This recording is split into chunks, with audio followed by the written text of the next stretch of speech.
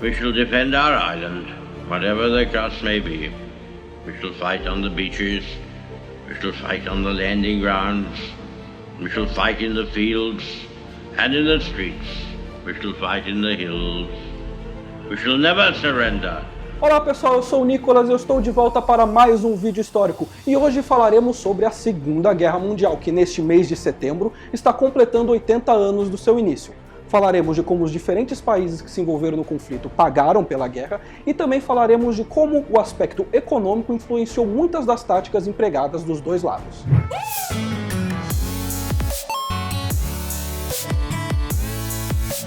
Antes de começar, um aviso. A Segunda Guerra Mundial é um tópico extremamente complexo, não tem como eu falar sobre tudo aqui.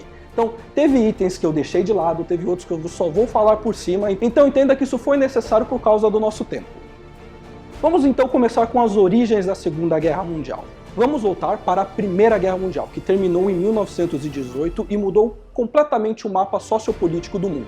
Vários países surgiram, outros desapareceram, a Alemanha perdeu territórios, o Império Austro-Húngaro se desfez, o Império Otomano também perdeu territórios e nós tivemos a ascensão da União Soviética. Além disso, os Estados Unidos surgiu como uma nova potência mundial e Reino Unido e França começaram a lutar para manter todas as suas colônias unidas. Apesar do pacifismo inicial, simbolizado pela criação da Liga das Nações, que é a precursora da ONU, logo nacionalismo, revanchismo e ressentimento tomaram conta de vários dos países que estiveram envolvidos na Primeira Guerra Mundial. Na Itália, nacionalistas de ultradireita, ressentidos pelas promessas não cumpridas na Primeira Guerra Mundial, se uniram e ajudaram a levantar Benito Mussolini para o poder em 1925. Ele logo estabeleceu um Estado fascista e autoritário. Na Alemanha, houve vários conflitos entre radicais de esquerda e de direita, o que levou até uma guerra civil imediatamente após o fim da guerra. Esses conflitos eram muito movidos pelo ressentimento com o Tratado de Versalhes, que deu fim à guerra, onde a Alemanha perdeu territórios e suas colônias. Todos esses sentimentos acabaram ajudando Adolf Hitler e o Partido Nazista a subirem até o poder em 1933. Enquanto isso, na Ásia, o Japão se aproveitou da guerra civil chinesa entre republicanos e socialistas para invadir a China e tomar boa parte de seu território, iniciando assim sua campanha para a dominação regional. Enquanto isso, na União Soviética, Joseph Stalin assumiu o poder e aplicou uma política de expurgo nas forças armadas e no mundo político, matando ou exilando a maioria de seus inimigos. Durante o período entre guerras houve vários conflitos, eu selecionei apenas alguns dos mais importantes. Em 1935, a Itália invadiu e conquistou o Império Etíope, criando uma grande colônia chamada Somalilândia Italiana. No ano seguinte, estourou a Guerra Civil Espanhola, que serviu como uma espécie de campo de testes para as táticas e equipamentos que viriam a ser usados na Segunda Guerra Mundial. Como eu falei, o Japão já tinha invadido a China e, em 1937, iniciou uma nova invasão, iniciando a Segunda Guerra Sino-Japonesa. Essa guerra vai se sobrepor à Segunda Guerra Mundial. A Alemanha anexou a Áustria em 1938 e, alguns meses depois, anexou partes da Tchecoslováquia, enquanto outras partes desse país foram entregues para outros aliados, como Hungria e Polônia. Todas essas ações receberam pouquíssima condenação por parte da Liga das Nações, o que só deixou esses países mais ousados em suas ambições. I am speaking to you from the Cabinet Room at 10 Downing Street. I have to tell you now, this country is at war with Germany.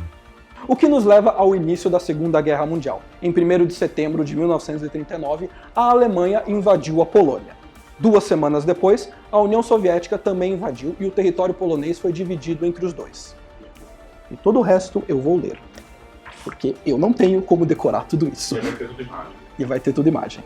A União Soviética invadiu a Finlândia em novembro, porém os finlandeses conseguiram segurar o avanço soviético ao custo de parte de seu território. Depois de meses sem nenhuma espécie de conflito, a Alemanha invade a Dinamarca e a Noruega em abril de 1940, e no mês seguinte é a vez dos Países Baixos, Bélgica, Luxemburgo e a França.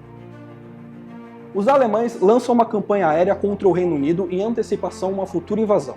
Porém, essa campanha fracassa e não consegue fazer os britânicos se renderem. A Itália conquista a colônia britânica da Somalilândia em agosto e inicia uma incursão contra o Egito. Porém, os britânicos montam contraofensivas na África alguns meses depois. Na Ásia, a guerra entre a China e o Japão é paralisada e os japoneses tomam o sul da Indochina. Os alemães saem ao auxílio dos italianos e enviam tropas para a Líbia em fevereiro de 41 e depois para a Grécia e a Iugoslávia no início de abril. O eixo, mais a Finlândia, invade a União Soviética em junho.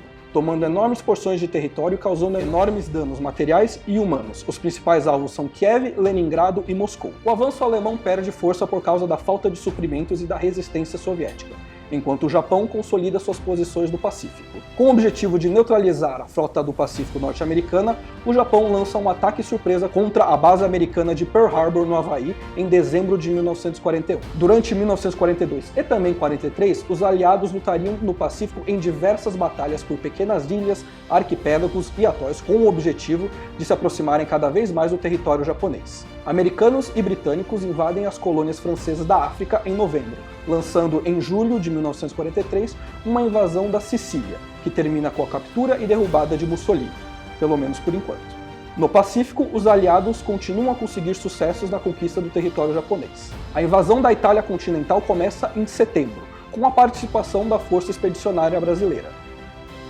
Forças especiais alemães resgatam Mussolini, invadem o norte italiano e estabelecem o estado fantoche. Uma grande contraofensiva soviética começa no final de 44 e consegue forçar a retirada dos alemães, cujos exércitos seriam praticamente destruídos no decorrer de 1944. Na China, os chineses lançam uma campanha de atrito contra os japoneses. Em junho de 1944, forças americanas, britânicas e canadenses, com a ajuda das forças da França Livre, iniciam a maior invasão anfíbia da história da humanidade, a invasão da Normandia. Em apenas 2 meses, todo o território francês seria libertado. Os sucessos e avanços aliados estimulam diversas revoltas e golpes contra o domínio alemão na Romênia, Bulgária e Polônia, enquanto o avanço soviético força a retirada alemã da Grécia, Albânia e da Iugoslávia.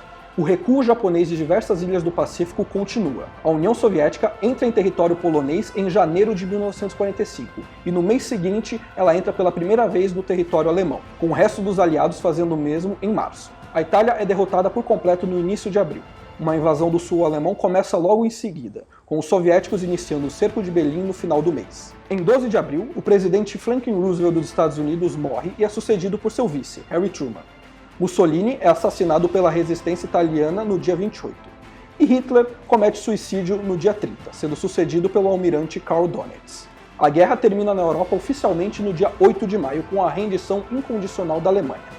No Pacífico, o Japão recusa-se a se render e a campanha aliada continua. Os japoneses só se rendem por completo no dia 15 de agosto, depois dos Estados Unidos terem jogado 2 bombas atômicas em Hiroshima e Nagasaki. A rendição oficial é assinada em 2 de setembro, pondo fim à guerra depois de exatamente 6 anos e 1 dia.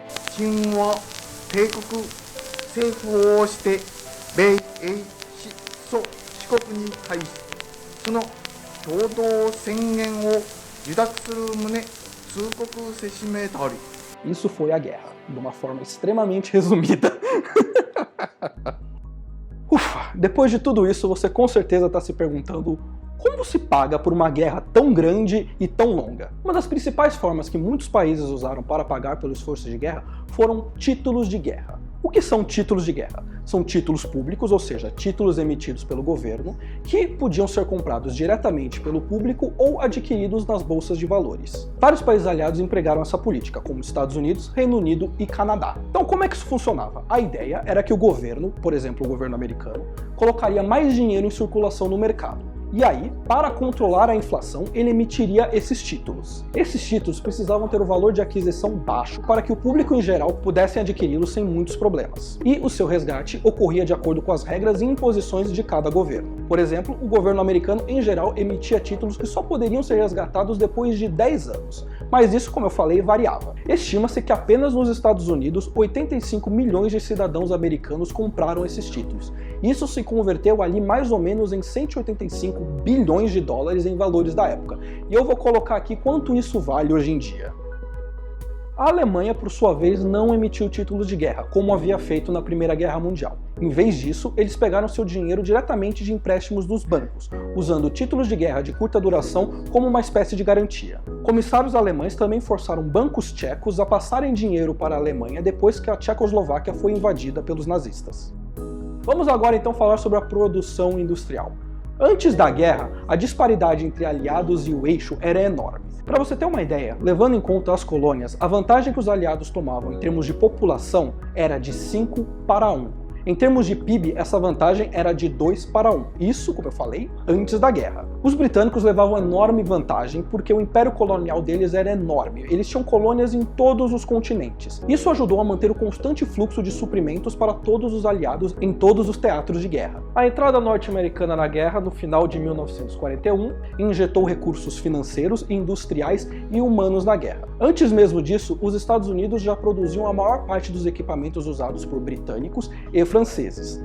Isso só cresceu no decorrer da guerra. Para você ter uma ideia, até o final do conflito, em 1945, os Estados Unidos eram responsáveis por 2/3 de toda a produção bélica dos aliados. A União Soviética, sempre o aliado deixado de lado, reconheceu cedo a importância da produção industrial. Antes mesmo da invasão alemã, os soviéticos moveram 17 milhões de pessoas e mais de 2.500 fábricas para o oeste, longe do alcance alemão. Isso permitiu que, mesmo depois da invasão, o soviético mantivesse sua produção industrial ativa e constante, o que ajudou a segurar o avanço alemão.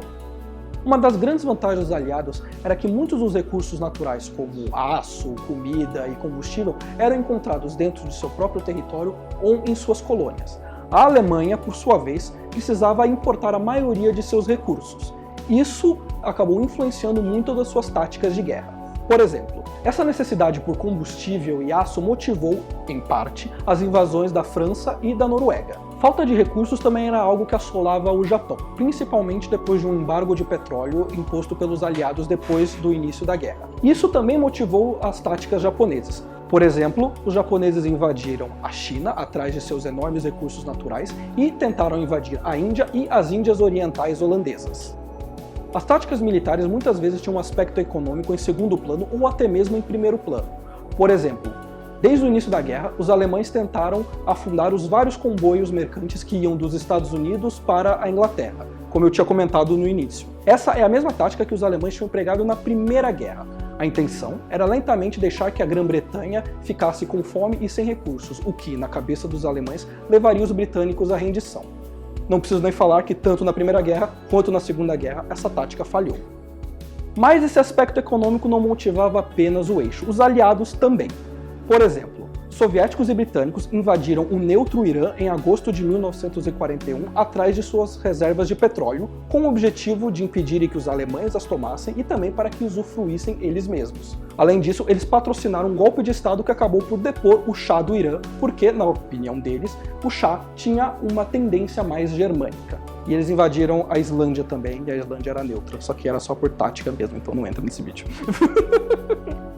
Estes foram apenas alguns exemplos de como o fator econômico influenciou as táticas da Segunda Guerra Mundial. Muitas operações militares dos dois lados tiveram esse aspecto econômico muito presente. E isso é um fato não apenas para a Segunda Guerra, mas para todas as guerras. A verdade é que táticas militares estão sempre acompanhadas de um jeito ou de outro com fatores econômicos. E novamente é bom salientar que invadir outros países atrás de seus recursos naturais foi algo usado tanto pelo eixo quanto pelos aliados. Esse foi o nosso vídeo sobre a Segunda Guerra Mundial. Eu espero muito que vocês tenham gostado. Se vocês gostaram, não se esqueçam de comentarem, de curtirem esse vídeo, de se inscreverem no canal e a gente se vê no mês que vem com mais um vídeo. Até a próxima, vida longa e próspera e tchau!